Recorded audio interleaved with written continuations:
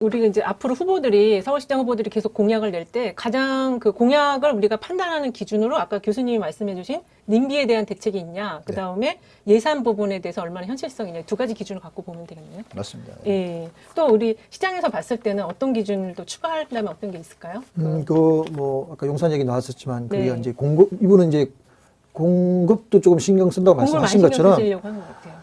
그 반환받는 캠프킨 그 네네. 부지에 공공주택을 3,100호 짓겠다 했는데 어떤 신문에서는 임대로 표현하고 네. 대부분 신문에서 공공주택이란 말이에요. 네네. 이제 시행사는 국가가 되겠다는 거죠. 네. 민영이 아니라. 그러면 이게 과연 임대만 하는 데 대해서는 사실 저는 이제 용산 살아요. 네. 네, 그래서 우리가 용산에 우리 동네니까 네. 당연히 지역에 대해서 관심이 많을 수밖에 없죠. 네. 그러니까 자연히 뭐 친구들 얘기하다 보면 당연히 부동산 얘기할 수밖에 없고 네. 자기 지역이 개발되는데 싫어할 사람 없습니다. 네. 관심이 있으니까. 네. 그 철도청 부지도 근데 왜 대물을 해요 그쪽 분들? 아, 짓지 이제 말라고.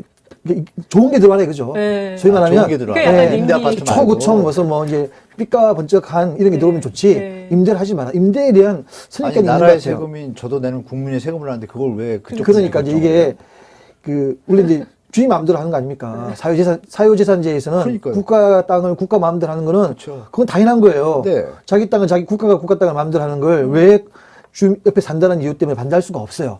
사유재산제를 주장하는 사람들은 상대방도 인정해 줘야 될 거 아닙니까? 네, 맞습니다. 그 사유재산제는 국가도 사유거든. 네. 그쵸. 네? 국가를 보면.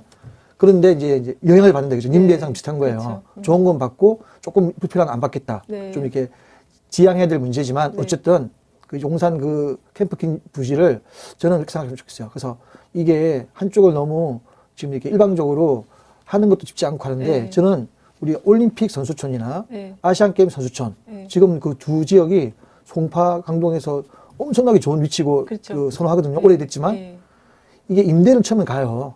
처음에 청년 주거난도 심하니까 공공주택을 어떻든 임대를 하고 연구하고 나서 국가 정책은 좀 시간이 지난다면 주택이 넘쳐날 수도 있어요. 그렇죠. 네. 그럴 때 유연하게 국가가 그 부분에 대해서 후분양을 하면 돼요. 필요한 부분만큼. 네네. 그러니까 이게 여지를 남겨놓고 연구 임대, 여기는 무조건 청년들만 임대 줄 거야. 이렇게 하는 것보다는 저는 상황이 또 어떻게 바뀔지 모르지 않습니까? 지금 당장은 임대주택, 청년이 들어갈 곳이 없고 주거난이 심각하니까는 그렇게 하고 또 상황이 나중에 호전되고 바뀌었을 때는 그때 와서 국민들 뜻을 모아가지고 네. 분양할 수도 있어요. 일부를. 그러니까 지금 이게 그 청년 임대라는 말도 거부감을 갖는 분들이 있어요. 그래서 지금은 1, 2인 가구 임대 이렇게 또 말을 하시긴 하시더라고요.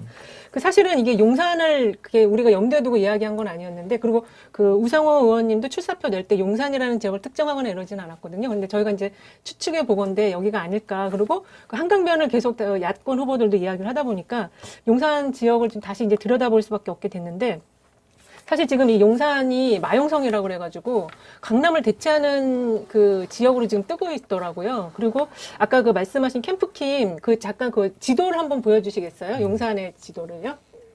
예, 저긴데 캠프킴이 저기 그 초록색 부지 위쪽에 있는 그 오른쪽이라 그래 왼쪽이구나. 왼쪽에 이렇게 그 동그라미 쳐져 있는 데가 거기가 9시 캠프킴 방향. 부지예요. 네, 예. 9시 방향. 그러니까 저희가 표시가 안 남영역하 됐네. 삼각지역. 예, 저기 위에 보면은 11시 방향. 저기가 남영역하고 삼각지역 삼각지역. 사이에. 네. 예, 그래서 도로변 옆에 있는 조금 더 올려주실래요? 네. 그림좀? 네. 네. 그 저기 캠프킹 부지인데 저기는 이제 정부에서 3,100호를 네네네. 넣겠다고 한 지역이거든요. 그래서 사실은 이제 지금 지난주인가 그 미군 기지가 반환이 됐잖아요. 그래서 이제 저기가 지금 굉장히 조명을 받고 있는데 부동산과 관련해서 우리가 볼 때 저기를 어떻게 개발을 하는 게 가장 좋은 건지 한번 그것도 이야기를 좀 여쭤보고 싶어요. 지도 좀 다시 올려줘 보시겠어요? 네. 보시면 그 전철역이 바로바로 앞에 있잖아요. 네네. 남영역하고 삼각지역이요. 네. 그래서 캠프긴 부지는 거의 뭐 직주 근접에 청년이나 1, 2인 가구한테는 되게 좋은 거예요. 그렇죠. 직장 다니시는 예. 분들한테. 그래서 어느 평으로 할지 모르지만 3,100호인데 제 개인적인 생각으로는 네.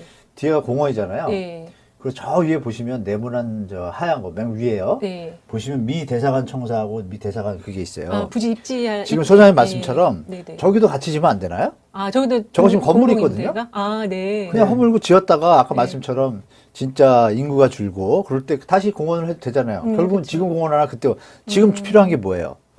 주거 문제잖아요. 네, 더 집이죠. 중요한 건 뭐냐? 이 용산공원의 면적이요. 뉴욕 센트럴 파크랑 제가 맞아요. 비교를 해봤거든요. 계산을 아, 네네. 해보면은 면적 대비 서울시 면적 605제곱미터인데 뉴욕시는 제가 지금 기억이 안 나요. 뉴욕시의 그 면적이 비율이 있을 거 아니에요? 네네.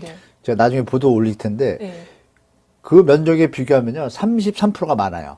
그렇게 커요? 이렇게 되게 큰 거예요. 이게 생각보다 많이 큰 건데. 센트럴파크보다 훨씬 큰 거네요. 그러면 33%는 없어도 서울의 비중이 뉴욕의 센트럴파크 같은 사이즈가 되는 공원이 되는 거예요. 그럼 네. 33%는 다른 데로 활용할 수가 있잖아요. 네. 역으로. 네. 그래서 제가 예전에도 방송에서 거기다 다 주택을 짓고 임대주택을 멋있게 짓고 네. 그랬다가 문제가 생기면 나중에 지금 저거 제가 얘기한 거 일맥상통하잖아요. 그렇죠. 네. 그랬는데 왜 그러신지 진도를 안 나가더라고요. 저는 잘 모르겠고 그 다음에 이제 저기서 돈 문제 있죠. 오염 문제. 오염 문제, 캠프긴 토양 오염. 부지가 네. 지금 오염 정화 그거 좀 빠지고 나서 하려면 한 2년, 3년 네네, 걸리거든요. 맞아요. 그래서 저기도 아마 사전 분양할 것 같아요. 제 생각에서. 아. 자리도 너무 좋고 네. 하는 길에 좀 아까 말씀드린 그 건물 있던 대사관 부지 있잖아요. 네네. 그게 더 넓잖아요. 그럼 그쵸. 그러면 2만 원 나올 것 같아요. 2, 3만 원. 그러면 참 도움이 될 텐데 네. 그거는 왜 안 하는지 뭘로 쓸지 정말 그 감시의 눈초리를 봐야 될 것 같아요. 네. 미 대사관 부지가 저건데 음. 뭐 특별히 저건데 저기 저기가 어디로 가면 미 대사관이 절로 이전한다는 부지가 네, 이전하는 있어요? 거기가 아니라 예정 부지죠. 왜 이렇게 넓게 쓰냐고요. 네. 저 사이즈가 그렇죠. 엄청나거든요. 네. 저것도 문제죠. 그죠? 그냥 그쵸. 조그맣게 주면 되는데 네. 정부가 진짜 의식이 있다라면 그 그냥 대통령이 네. 청와대에 이전할 수 없지만 네네. 대통령이 세종시 집무실에서 이틀에 한 번씩 근무를 하시는 거예요. 네네. 좀 힘드시겠지만. 네. 그러면 신임장을 지금 청와대에서 받고 있지 않습니까? 네네. 그러면 거기 세종시에 제가 알기로는 외교 단지 그 외교가 부지가 있어요. 네. 네, 아무도 안 내려갔지 원래 않습니까? 내려가려고 했었죠. 저는 지금 네. 법무부 외교부가 안 내려가는데 네. 괜히 대전에 있는 뭐 중소기업 벤처부를 온다면 이렇게 하지 말고 네. 그건 대전에 두고 네.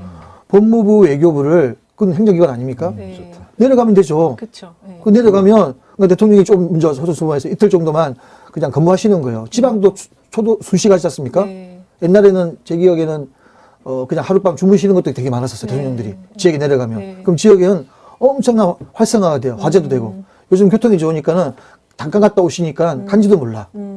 그래서 나는 그 세종시에서 근무를 하시면 세종시 공무원들도 사실은 주말 되면 다 서울 올라오잖아요. 올라오죠. 예. 그러니까 어떻게 보면 가장 넘버원이 없으니까는 서울 오고 싶은 거야. 왕이 사는 거. 아직 좀 개념이 대통령은 가고 싶겠지만 이게 뭐 변화가 위헌 많이- 판결 돼가지고 못 내려가는 네, 거 아닙니까? 네. 근데 임시 집무실은 할 수 있어요. 예. 그렇죠. 그래서 그쪽에 내려가고 그러면 미대사관 예. 부지도 자연스럽게 예. 좀 줄일 수 있고. 그렇죠. 예. 미국 사람들이 서울하고 세종시하고 서울 유명하세요. 들어는 받겠지만 차이 없어요. 외국인한테 한국은 다 신비로운 나라예요. 세종시는 또 깨끗한 도시라서 네네. 너무 좋을 거예요. 네. 서울은 좋은 데도 있지만 네. 또 위험한 것도 있지 않습니까? 세종시는 위험한 것도 없습니다. 그렇죠. 예. 그런 측면에서 네. 큰 틀에서 생각을 하면 의회 해법이 넣을 수 있다. 근데 안 하는 건 다 이기심과 그 기득권 때문에 그렇다. 네.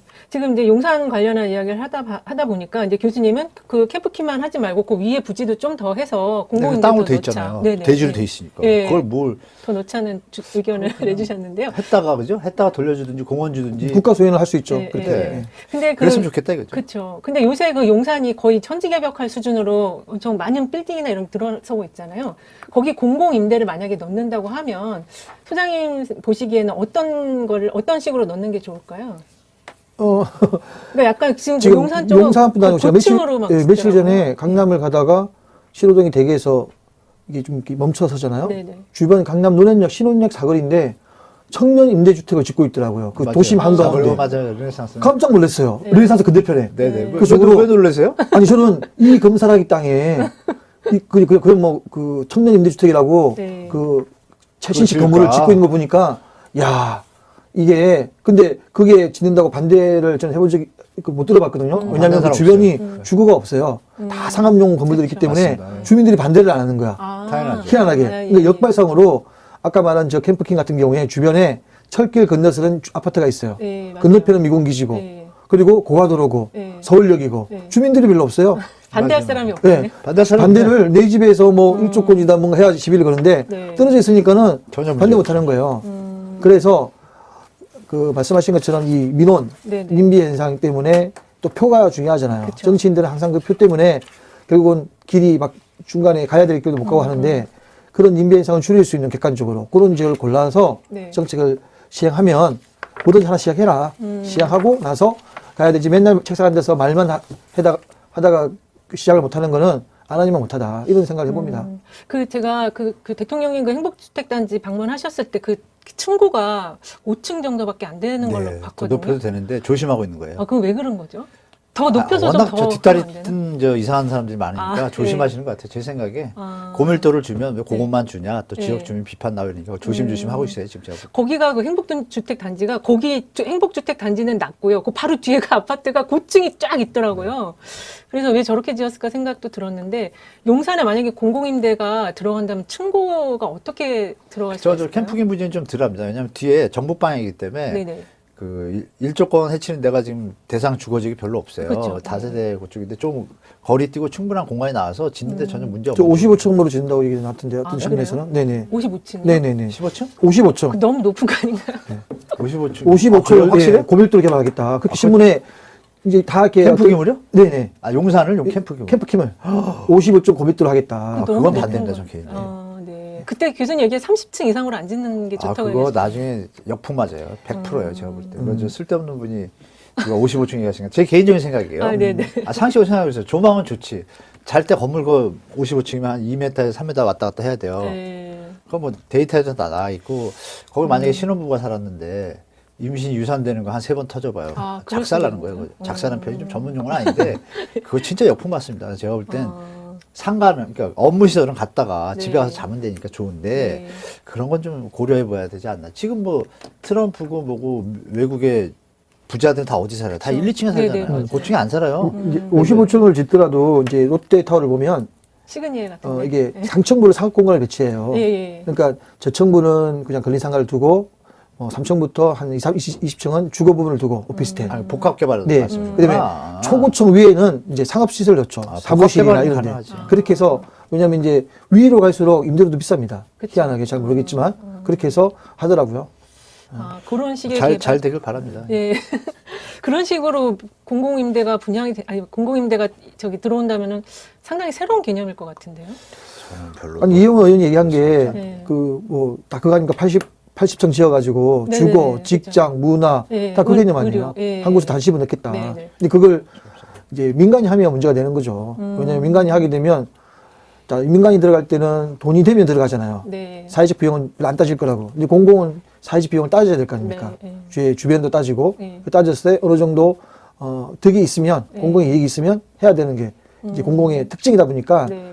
돈만 생각하는 민간하고 좀 다른 그 따져야 될 게 좀 다른 많겠죠. 방식으로 좀 접근을 해야 될 것 같은데 사실은 이게 이제 모든 게 좀 정해진 건 아니에요. 그 55층도 아마 이제 한번 던져본 걸 수도 있어요. 여론이 어떻게 반응하는지 보기 위해서. 그런데 그 한 가지 확실한 거는 이제 서울시장 후보가 용산에 대해서 어떤 비전을 갖고 있느냐. 이거는 굉장히 중요한 다음 그 선거에서 선택 기준이 될 것 같거든요. 그래서 오늘 용산 지역의 그 미래 비전과 뭐 지금 현재 현황이 어떤지 이런까지 좀 알아봤습니다.